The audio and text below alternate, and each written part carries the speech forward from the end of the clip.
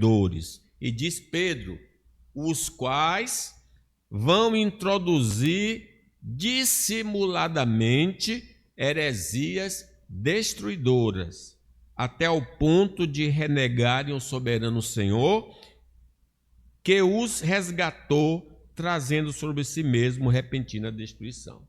Então, meus irmãos, nós precisamos ficar bem atentos, uma vez que esse aparelho aqui nos facilita muito ouvir grandes mensagens, grandes mensageiros, mas ao mesmo tempo falsos mensageiros, né?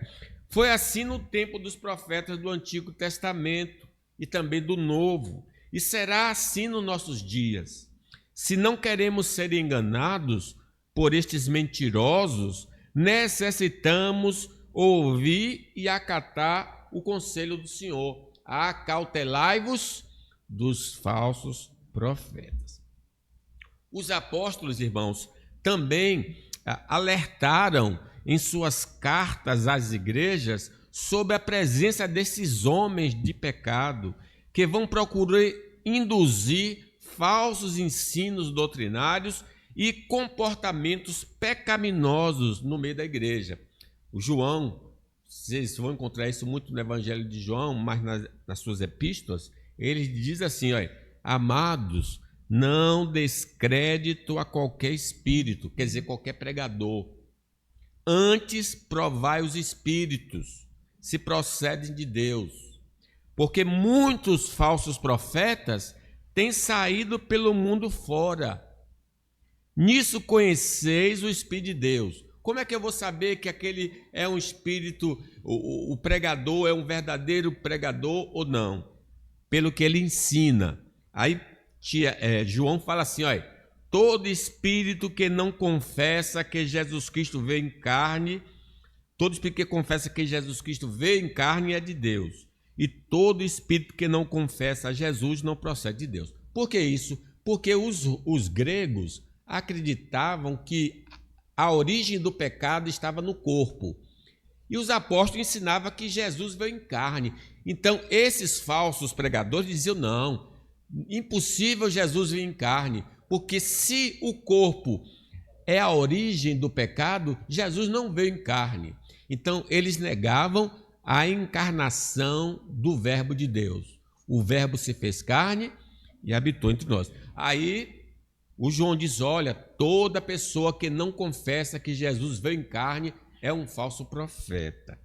Diz mais ele, e todo espírito que não confessa Jesus não procede de Deus.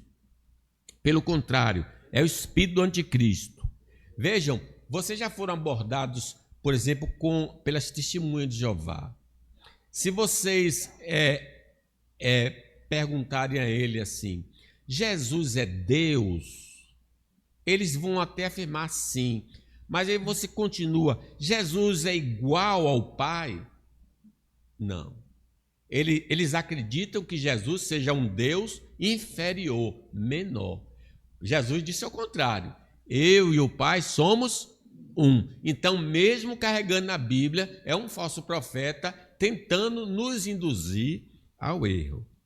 Mas vejam que tem um aspecto, bem vestidos, educados na linguagem, mas só que está trazendo uma mensagem falsa.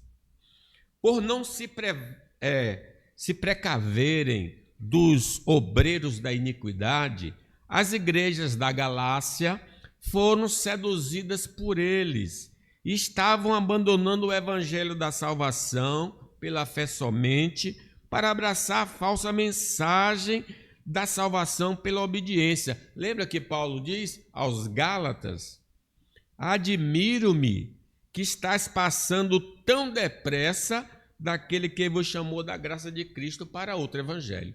Então, judeus que diziam-se convertidos, disseram aos irmãos da Galácia, olha, se vocês não serem circuncidados, se vocês não guardarem as festas dos judeus, vocês não podem ser salvos.